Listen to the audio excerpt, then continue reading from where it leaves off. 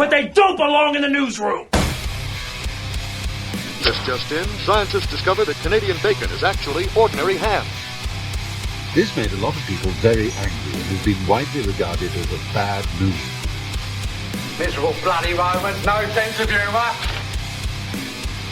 With what Dr. Ashland just said, do you concur? Don't talk to it, Mary. Don't encourage it. We're just like Kevin Bacon.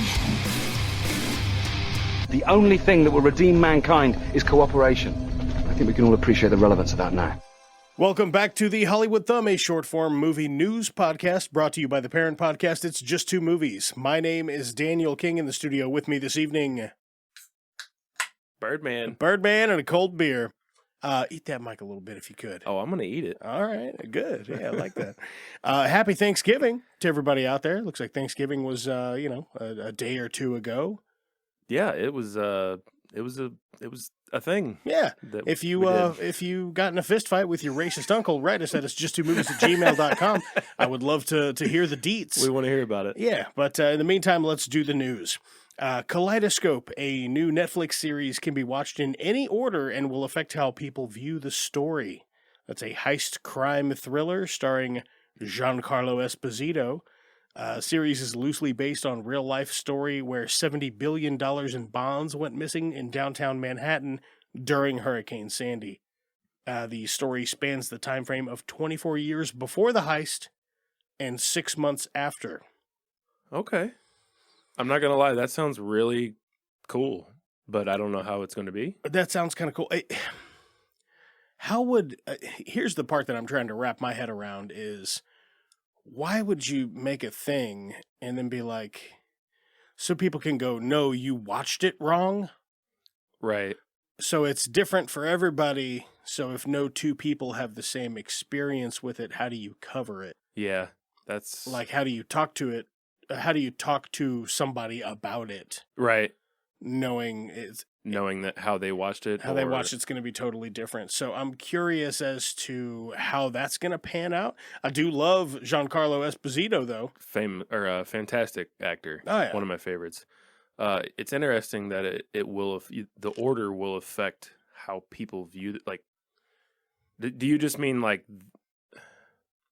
the order?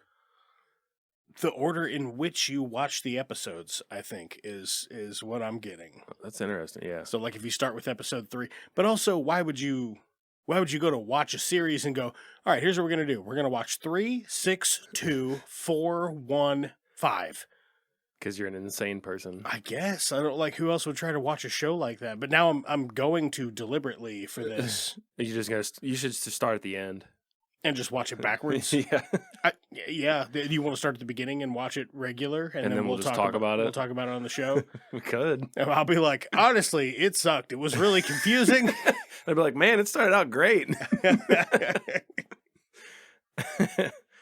Yeah, that's a very interesting outline there. You know, I will say this, that Netflix is at least trying to kind of broaden their horizons, which is good because lately... I don't know. It seems like the quality of a lot of the stuff that Netflix has been putting out has kind of gone downhill a bit. Would you say that tracks for you as well? Or for sure. Yeah. I don't check out a lot of Netflix originals unless you specifically say, hey, this is worth watching. It's because I check all of them out. It's because you check all of them out. You have, it's just something you're into a little bit more than I am. You're not afraid to watch a thing that might be shit. Because you find some hidden gems in there. That's true. Sure. Yeah. I'll find one every now and again. I don't know. I'm excited to see this. I didn't get anything for like release date information or when it's coming out. So it looks like limited series coming January 1st. Okay, so soon. Yes, it's weird though that it has no information on IMDb. Like I had to go to Netflix specifically to find it. That's a good name for it though. Like if that's your end goal is to make this weird crazy story, Kaleidoscope's good nomenclature for sure. Yeah, unfortunately it does share a name with like 50 other things. A bunch of other stuff. Yeah, because Kaleidoscope's a neat word and a fun toy. Yeah. It's real fun if you're on acid, I've been told.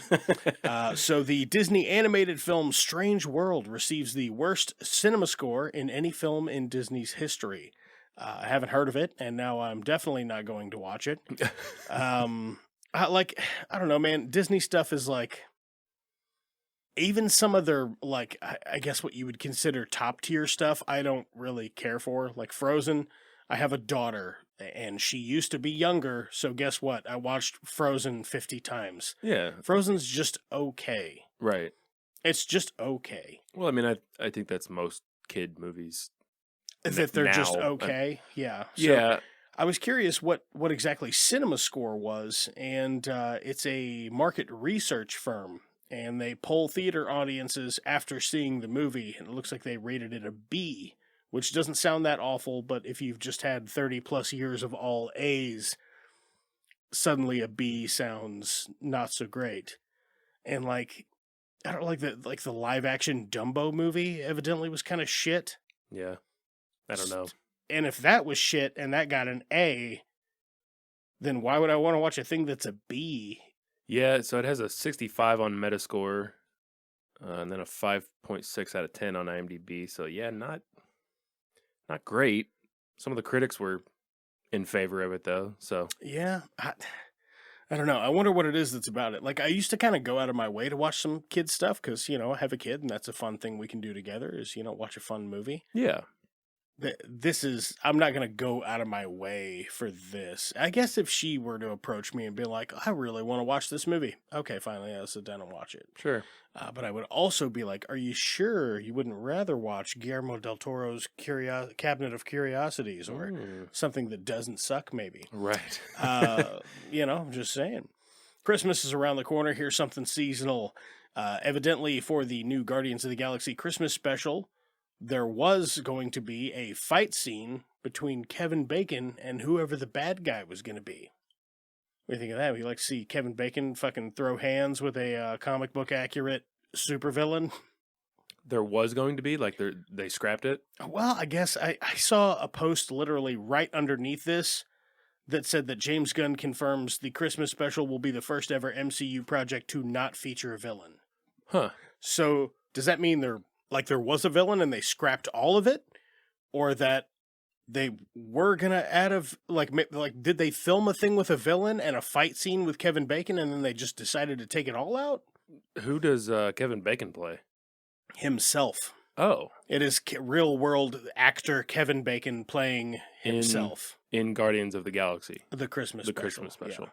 There's a bit in, I think, the first movie where he's like, there's a great hero from my world called Kevin Bacon. And that's why they're like wrapping him into this thing. Because they're like, oh, you know, Peter Quill, he loves Kevin Bacon. Kevin Bacon, Let's go get him Kevin Bacon for Christmas. Let's get him Kevin's bacon. Yeah, just get him, like, maybe just a pound of smoky Kevin's bacon. I'd say 1.5 pounds. Hey. Come on.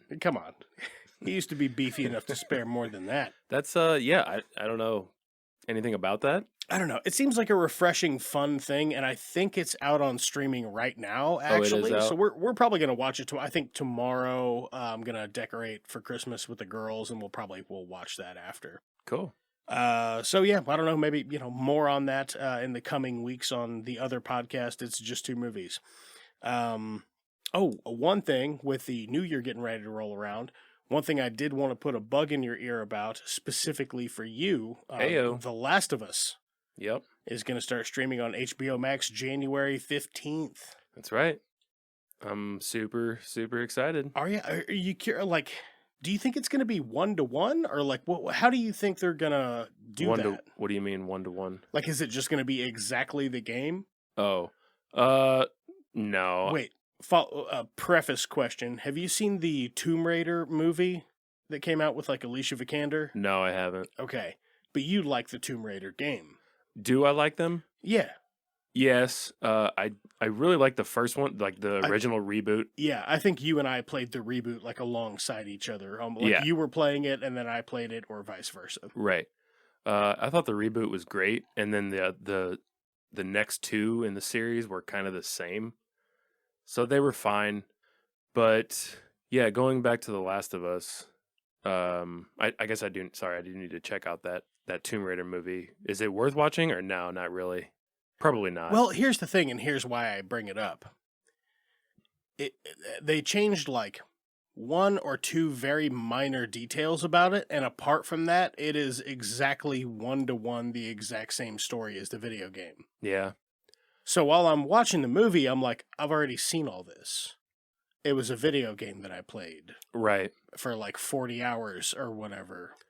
So, like I had already seen it, only it was like interactive, so it was even more fun. yeah. So my question is, if they do The Last of Us, if they do the exact same story, like 1-to-1 scene for scene? No, I don't think it's going to be like that. You don't think so? I hope not. I don't think so. I think they will expand on the world a little bit. God, I hope so. I think there will be a lot of elements from the video game that make it into the series. But you have to remember that this is a series. So with a movie, I feel like maybe it's a little easier to... You got to cram it all in. Yeah. So with a series, you need to add depth, right? You have to have a little bit more, I think. Yeah. I don't know. Do you know how many episodes that's going to be, The Last of Us? I do not know how many episodes it's going to get for the series. We could look real quick. Yeah, sure. Let's bring that up real fast. All right, it's 10 episodes. Ooh, okay. I wonder how far it's going to go.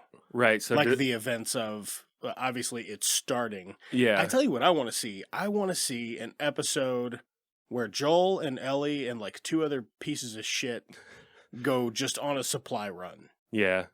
I just want two of that where they get in a bad situation. Well, I wouldn't mind seeing a little of Joel before he meets Ellie too. Yeah.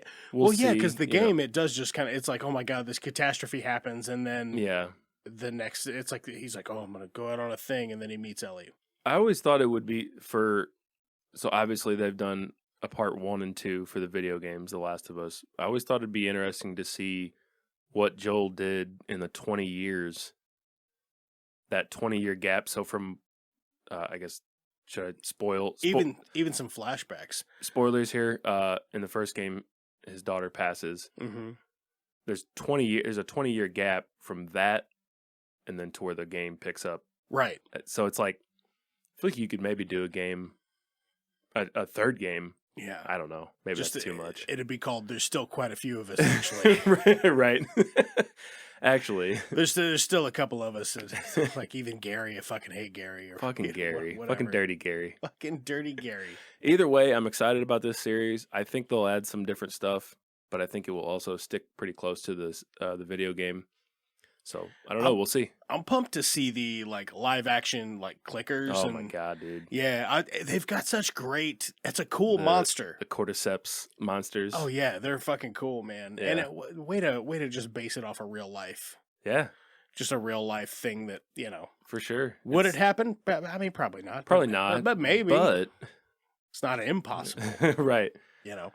But anyway, speaking about stuff getting rehashed. The guy who did the guys who put together Blood and Honey. Are you familiar with this? That sounds familiar. So the IP Winnie the Pooh went out of where it's not owned anymore. Now it's public property. So they made a horror movie called Blood and Honey, where like Christopher Robin just never came back to the 100-acre woods. Yeah, and Piglet and Pooh had like turned into cannibals. So that's the movie, Blood and Honey. They're cannibalizing people. I haven't seen it yet, but it looks like a bit of fun. Maybe we'll watch it on the podcast sometime. But they recently got their hands on a new IP that has recently become public that you might know by the name of Bambi. Oh, that is fucking hilarious. So, Blood and Honey's not out yet. Oh, it's not? Correct. I'm not sure. I don't think so. I knew it was getting made, and I think maybe it came out, but I don't think it was ever in theaters. Let me see here. It might have been a straight to DVD release. So it says, this is just on IMDb. It says release date February 15th, 23. So okay, nice. Directed by Reese Frake Waterfield. Okay. You said a lot of words just then. I did. Yeah, I guess we'll see how that is. That's also interesting that they're going after Bambi. I mean, like, dude, if I had money to make just schlocky horror movies, I would bastardize every public IP I could get my hands on. It's kind of cool, though. It's kind of a cool concept. Like, hey, you know this thing that's super... You know Bambi? Yes. Yeah. Every person on the face of the planet almost. What if we flipped it and made it a horror film? Yeah, what if it's yeah. You know. Yeah. That's cool. Maybe. Not sure if it's going to be good, but... Oh, probably, almost definitely probably not. Yeah, I would say almost definitely not. That Blood and Honey doesn't I did watch a trailer for it. Did you? It looks about like you think. Okay. About like what you're thinking, that's kind of what it's going to do. Well, maybe it... I'll still check it out, though. If it's shit, it could be a bad movie on It's Just Two Movies. That's right. Yeah, we could definitely cover that. I don't know. What would you pair with Blood and Honey? I don't know. Mud and Bunny. Yeah, I don't know. Yeah, I don't know. We'll figure it out. Yeah, we'll get in there. We'll figure it out. Something with a bear. Oh, The Revenant. Boom. The Revenant and Blood and Honey. Yep, that's the one. Damn, that's a good combo. God, I'm good at this. Let's see here. Oh, here's one that I found interesting. This is not exactly news, I guess, but it is kind of a slow week for news. So the Daniels, who wrote and directed Everything Everywhere All at Once, were approached by Jim Carrey and almost signed on to make a found footage horror comedy about the production of the movie Dumb and Dumber 2. So it was going to be about like the parts that they filmed at the Stanley Hotel in Colorado, the famous hotel from The Shining. Yeah. But yeah, they were going to make wow. How much blow would you do in one night just to ring up Jim Carrey and go, Jim, I got it. We're going to do a horror movie, found footage, horror comedy. Yeah. Bring him back Harry and Lloyd Christmas. It's just about the production of the movie. Yeah, it kind of upsets me. This isn't gonna happen now. Like I wish I wouldn't have read the article to know that this almost happened. So did you? Is that because? So what I read, and I didn't read the full article, I guess, or I didn't get all the information, but I read that it was just a horror version of Dumb and Dumber 2, or something like. What I got was horror comedy. Okay, but it was going to be done like a found footage. That's weird. And then I guess the guys from Dumb and Dumber leave at the end of it and are unscathed, and everybody else at the hotel dies or something. I have no idea. But man, I would have loved to seen that, especially with the Daniels. I mean, those guys they're working in some comedy in pretty clever ways. So I think that definitely could have been something that could have been good. I don't think it would have been hard to be good. All right. Well, anyway, here we go. Avatar, Way of the Water is tracking to open 150 to 175 million on opening. I don't know how they estimate that. I have no idea. No idea. It's going to make this much money for sure. Right. How do you know? They don't. They're just guessing. Like that's just a yes man somewhere who's going, yeah, buddy. Yeah, buddy. You got it. I don't give a shit about Avatar Way of the Water. I also do not give a shit. There's not a chance about any Avatar films. There's not a chance I'm going to watch it in theaters. I read that they need to make, was it like $1 billion? Oh, it's a ridiculous amount of money for it to break even. Mm-hmm. Man, Avatar's been in theaters like 8 times since it's come out. And people being like, it's the best movie ever, right, Danny? Like it's no, it's fine. It's fine. I love a sci-fi adventure. It's fine. If I hadn't seen this pop up in theaters 8 times, and for every movie nerd that loves sci-fi to like put it up on a pedestal, and I see news articles about it all the time, and I am fatigued from it. And it's a movie I have watched twice. Yeah. It's a movie I've seen twice. I saw it when it came out, and then I bought it, and then like 8 years later I watched it, and I was like, still pretty good. But I just don't, like, I'm so fatigued from seeing it everywhere that there's no fucking chance I'm going to go watch this in theaters because I don't give a shit. Yeah, same. It's weird that there was such a break in between the two movies. But was it like 20-something years? When did the other one come out? 2009. So okay. It's been just over 10 years. Yeah.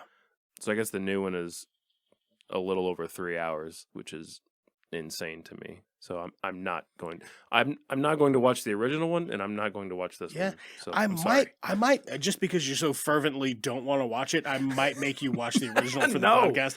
No, you already made me watch Filth. You already made me watch Filth. I did, yeah. We're gonna cover that shortly. So fuck off. I'm having a bit of fun this year. That's my take for 2024. Just fucking with everybody, making you watch bad things. 2024. 2023. 2024. I'm living in 2024, baby. You're currently living in 2023, apparently. We're coming at you from the future. It doesn't get better. Just sell all your stocks and call it quit. Right. Yeah, I got that's about all that I've got for the news this week. Birdman, anything you'd like to add to all the beautiful people out there? I don't have anything. Okay. Sorry. Right. Not as far as movie news. Okay. I got nothing. I didn't have a lot of time to prepare. There wasn't a whole lot. I check a total of 7 sources, and I have a Instagram news feed that is just directed towards movie news. And I've scrolled through that for like 20 fucking minutes, and there is not much. Not a lot going on this week. So that's going to do it for the news. Please do check out the parent podcast. It's Just Two Movies, wherever fine podcasts are found. Until next time, I've been Daniel King. And I have also been Daniel King. And that's been the news. You're Birdman, though. That's just grossly inappropriate. Come on, Ed, it's bullcrap! A saucy line will not get you far with me. He's not the Messiah! He's a very naughty boy! Stop being such a dick. No, it's not schizophrenia. It's just a voice in my head. Your love of the halfling's leap has clearly slowed your mind. Good speech. Nice and short. Leaves more time for drinking. Break out the ale! These men are thirsty! The Hollywood Thumb is brought to you by It's Just Two Movies and is a production of Blue Cheese and Bacon Studios. Both can be found wherever you get your podcasts.